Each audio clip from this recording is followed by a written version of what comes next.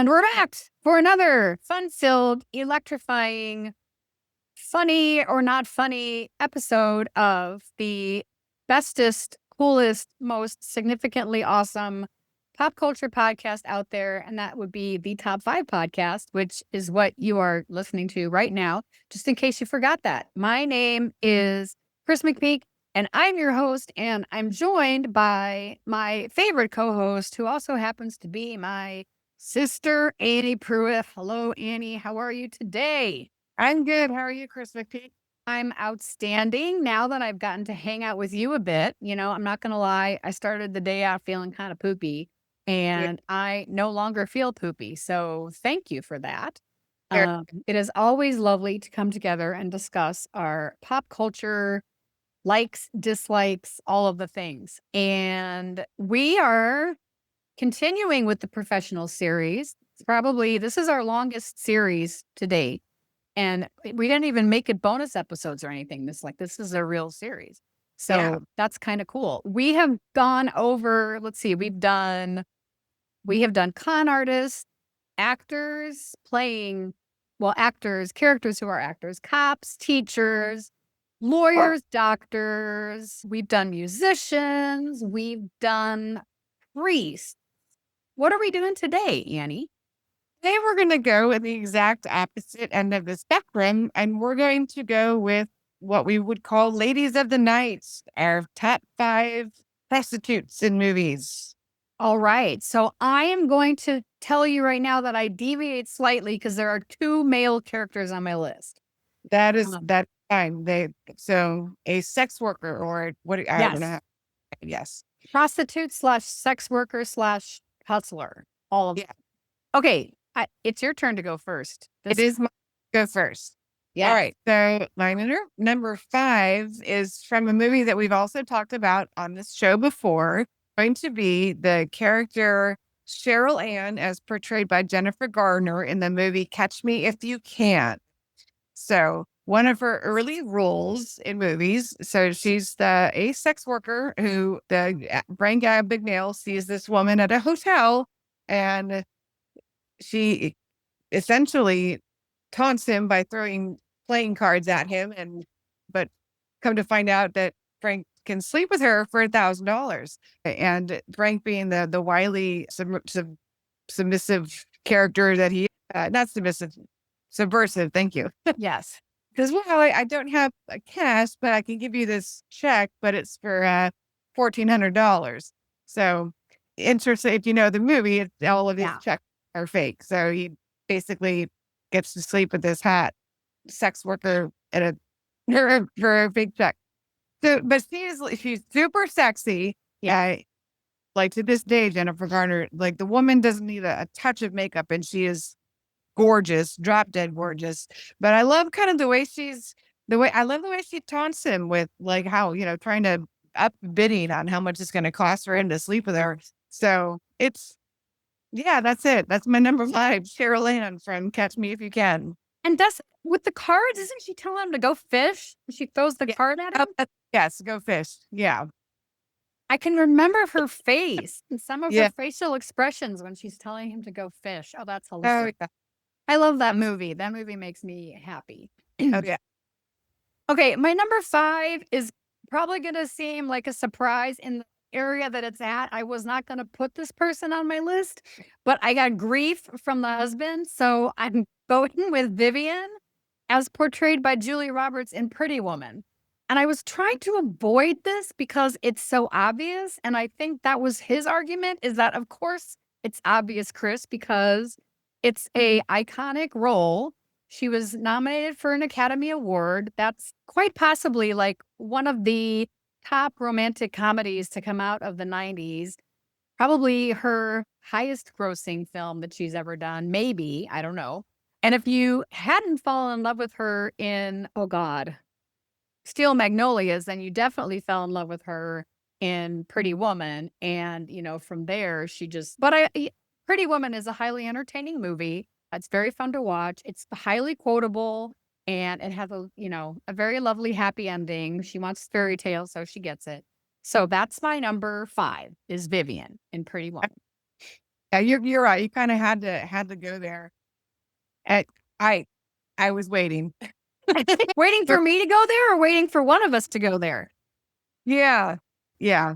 So my number 4 then is I'm gonna go with the dark side of prostitution, and I'm gonna go with Elizabeth Shue from Leaving Las Vegas. I only saw this movie once because it was that hard to watch. I think, Yes. like, one of those one and done, you don't ever need to see it again.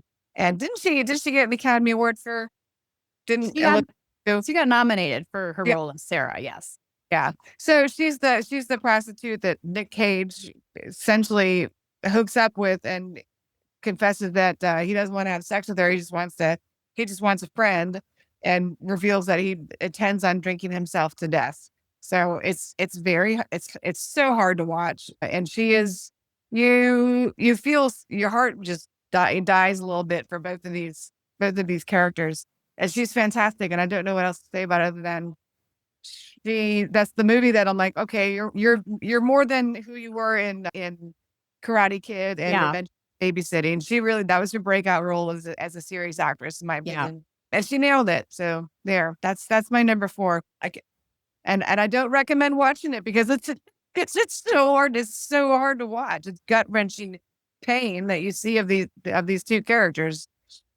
Yeah, I don't think I've watched it since I saw it at a theater in 1995 because I'm an idiot and I saw it twice in one weekend. I went to a screening, I think on a Thursday, and then I went again on Saturday, and that was really a dumb idea. That was like the dumbest thing I've done other than watch all of Breaking Bad during winter break.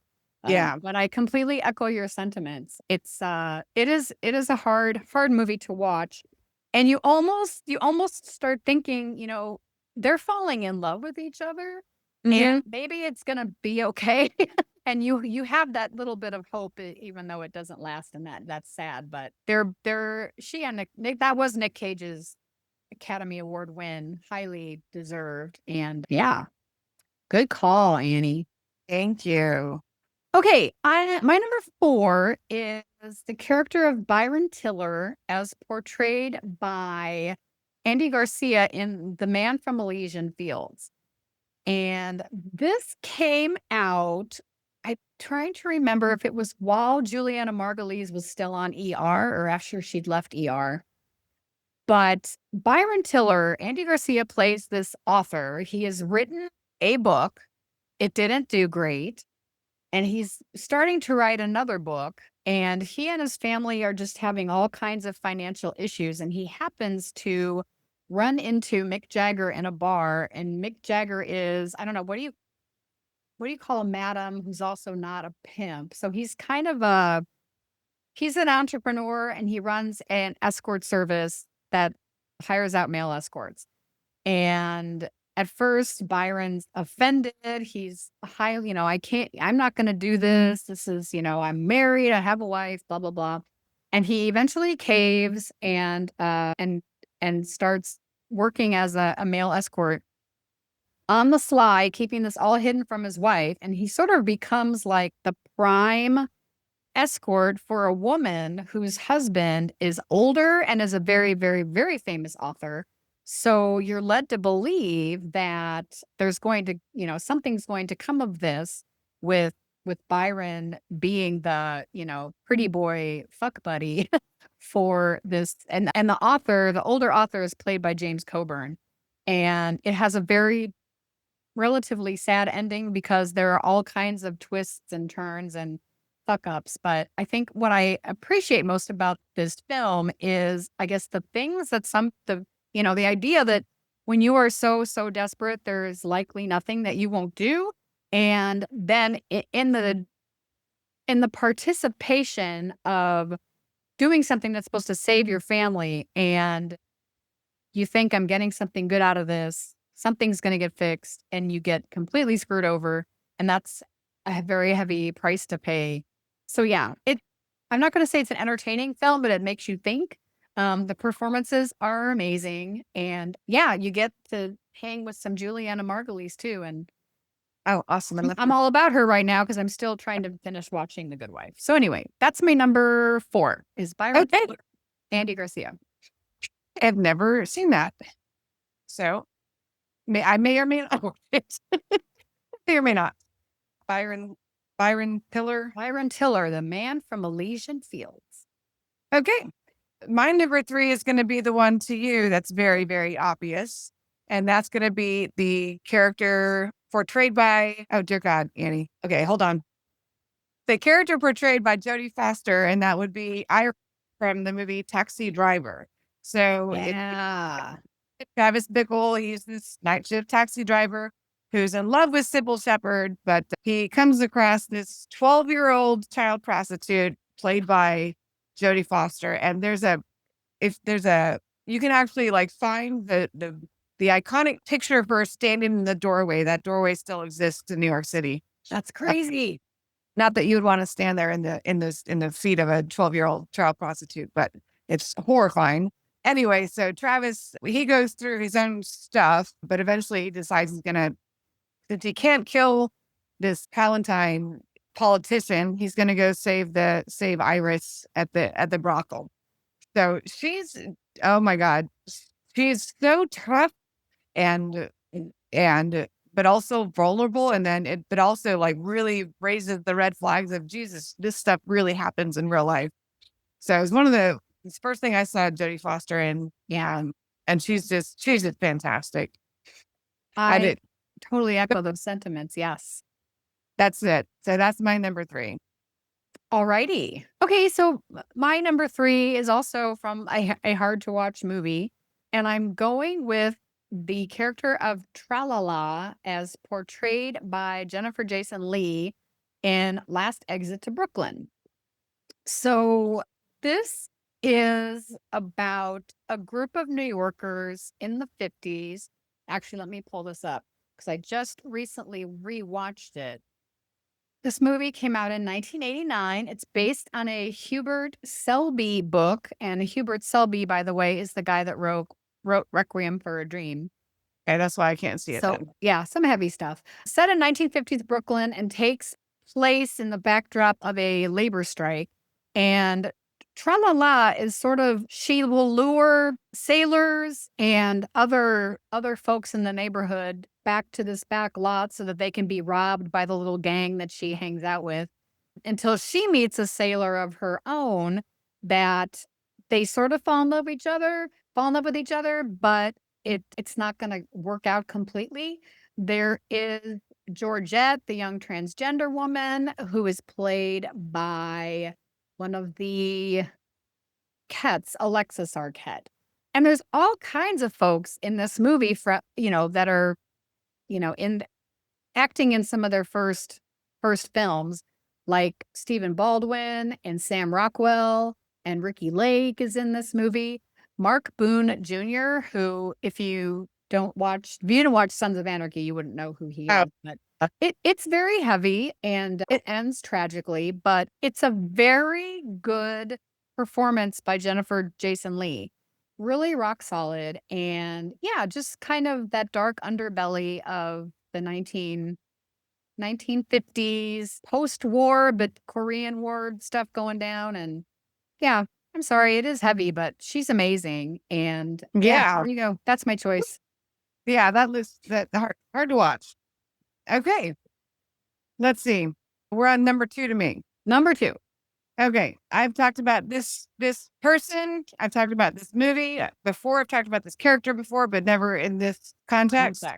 My number 2, Patricia Arquette as Alabama Whitland, who becomes Alabama Worley in the movie True Romance. So she is the prostitute who Christian Slater meets, and when Christian Slater tries to use his classic pickup line talking about Elvis, and then he'd say, Elvis.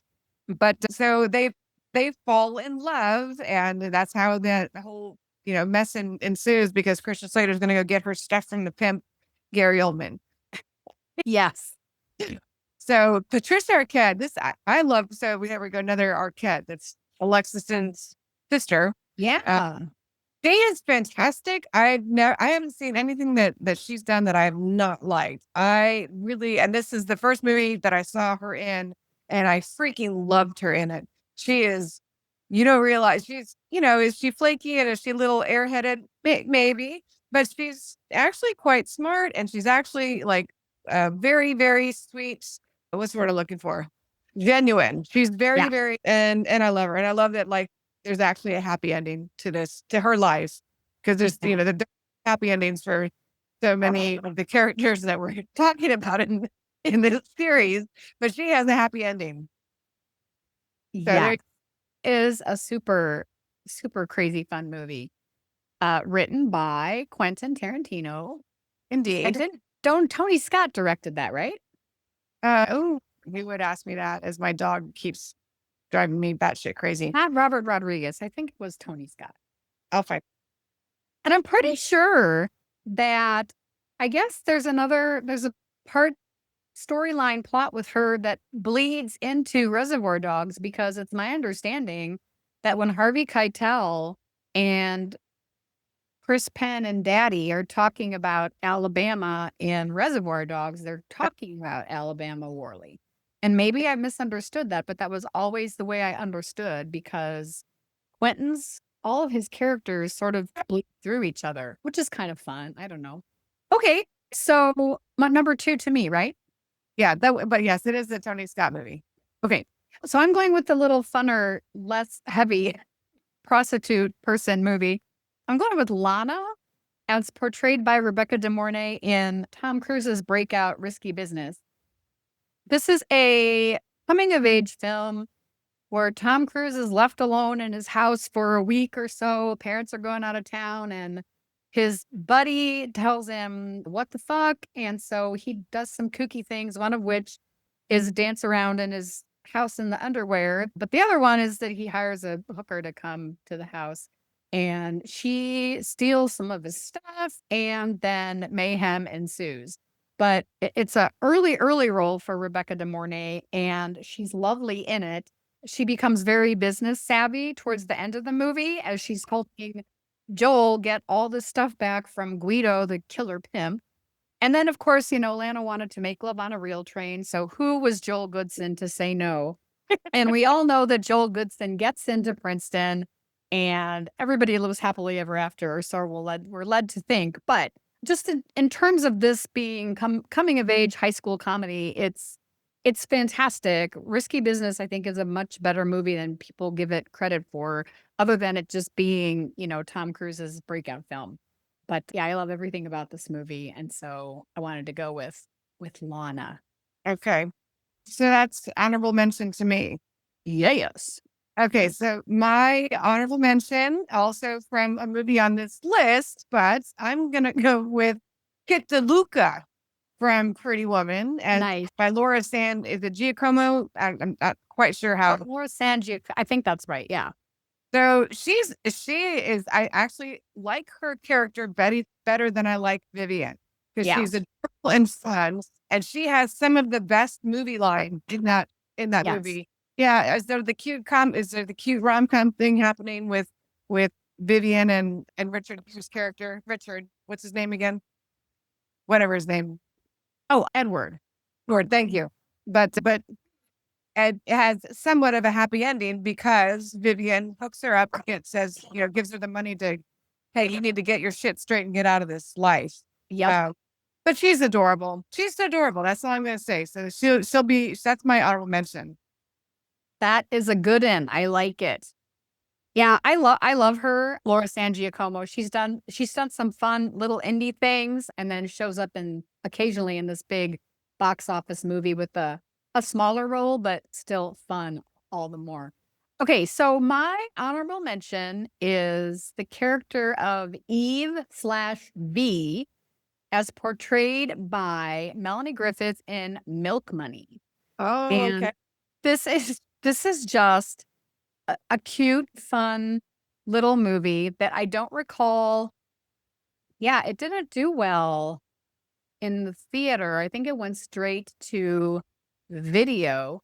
Nominated for some Golden Raspberry Awards, but you've got, if I remember correctly, Ed Harris, isn't it? what's that? Isn't Ed Harris in? Yes, Ed Okay. Harris is in it. I want to say that so these three boys meet V and she's willing to show them her boobs, and they pay her their milk money, but now their stuff's been stolen, and oh, I thought this was different. Anyway, okay. So, what I liked about this movie is the fun relationship that eventually happens between V and the little boy, who's played by Michael Patrick Carter. They learn to thumb wrestle, and he just sees that she's the perfect new mom for his dad, because I think in the movie, Kevin, or I'm sorry, Ed Harris's character's wife had passed away, so he's a widower. Um, and he wants to just set his dad up with Eve. But I don't remember all these other things, and so I'm guessing I need to see the movie again. But what I do remember is Melanie Griffith playing that sort of kind of kind of ditzy, not all the way there character that she occasionally has been known for. But she's just so sweet and very kind to this little boy. And I remember it being really fun. So anyway, that's my I, honorable mention. I should probably watch it again because it's been a while. yeah, I need to. I saw that. Yeah, around the time it came out on video, I guess. Yeah, it's been, and I haven't seen it since. Okay, so my number one is a tie. Oh, Two characters. So that would be the two male hustlers. River Phoenix played Michael Waters and Keanu Reeves as Scott Favor in the movie My Own Private Idaho. This is a Gus Van Sant movie that came out in 91. So I saw it like 2 or 3 times when it came out, and I haven't seen it since the early 90s. I freaking love I freaking love River Phoenix. We've talked about him before. So he's a street hustler with narcolepsy, and every time he falls into one of his narcoleptic sleeps, he dreams about his mother and his childhood. Well, he and Scott, so he and Keanu Reeves kind of character kind of go on a prostitution run together, I guess. And there's a whole lot of talking about what they're gonna, what they want to be and where they're gonna go. And there's yeah. what they're gonna inherit when their, father dies and this and that. But I just remember when I watched it, how it was horrible and sad and now it's even more sad because I love River Phoenix, and what a tragic ending to that story. So Yeah. I'm saying it's my number one, and now I'm gonna have to, when we get done with this episode, I'm gonna go watch it again because it's been that long. Yeah. For me too. I don't think I saw this in the theater back then. Oh, That would have been 1991. So either my last year of my undergrad or the early part of grad school. So you were still in high school. that And we may have it might there. not have played anywhere in Fayetteville. I might have had to rent it. We may have Um, worked together on video. we probably did. That would have been something we would have done. Yeah, Leigh is in that movie, and so is that really weird Udo Kier, who has showed up in other weird sex movies before. he's He's in some Madonna videos too. yeah, he's a weirdo. Um, yeah. Yeah, it's a very young Keanu Reeves, absolutely. You know, Oh, crazy. Alrighty. Well, so my number one is a type of character a bit similar to those fellas. I'm going with the character of Neil McCormick as portrayed by Joseph Gordon-Levitt in Mysterious Skin. This came out 2004, and it's a Greg Araki movie. So he is the indie. He was part of that whole new queer cinema movement that came through in the 90s. He directed The Living End, a couple other things. And so this movie is about two Little League teammates who grew up having had the same experience with their Little League coach, which was not a good experience, if you can imagine that. One of them thinks he was abducted by aliens, and the other one knows good and well what happened to him. And he just becomes the local teen hustler who wants to move to New York with his best friend, who's a girl. There's some wild, crazy things that happen to both of them throughout both of them trying to figure out, like, what's their connection and how does it all make sense? It's a really kind of outrageous, flamboyant role for Joseph Gordon-Levitt, and he was kind of going down that I have to break out of being little Tommy from Third Rock from the Sun. So I'm gonna, do these hard, kind of angry, sad movies, try to reestablish myself. Elizabeth Shue is in this movie. She plays someone's mother. I'm trying to remember. And then Mary Lynn Raskub from 24 is in the movie too. So yeah, it's hard to watch because it not only deals with prostitution and hustling, but it does deal with sexual abuse and whatnot. But it's very well, really good performances by Brady Corbett and Joseph Gordon-Levitt. And Brady Corbett would go on to be in 13, and he had a stint on 24, season 5 of 24. And now he directs movies. So he is a director, and he made this Vox movie with Natalie Portman where she plays a pop star that I really, really want to see because I'd never heard of it before. And now I'm curious. So anyway, Awesome. yeah, that's my number 1. Okay. So shall I read? Yes, please. Honorable mention is Kit DeLuca in Pretty Woman. And then 5-1, Cheryl Ann from, you want me to do the actress's name? Whatever works for you. Yeah. Jennifer Garner in Catch Me If You Can, Elizabeth Shue in Leaving Las Vegas, Jodie Foster in the movie Taxi Driver, Patricia Arquette in True Romance, and my number 1, River Phoenix and Keanu Reeves in the movie My Own Private Idaho. I love it. So my honorable mention is Melanie Griffith as Eve in Milk Money, Julia Roberts in Pretty Woman, Andy Garcia in The Man from Elysian Fields, Jennifer Jason Leigh in Last Exit to Brooklyn, Rebecca De Mornay, or if you're Wayne and Garth, Rebecca De Mornay in Risky Business, and Joseph Gordon-Levitt as Neil McCormick in Mysterious Skin. Awesome. All right. Well, I'm depressed now. Just kidding. Should have swapped those. We should have done priests again, but that's okay. Yeah. Because we have episodes and they'll be in the can and they'll be coming your way very, very soon. So for Annie Pruitt, I'm Kris McPeak. We're super happy that you are downloaded this week's incredibly heavy episode, but I hope you go watch some really good movies now. So for Annie, I'm Kris, and we will catch up with you on the next one.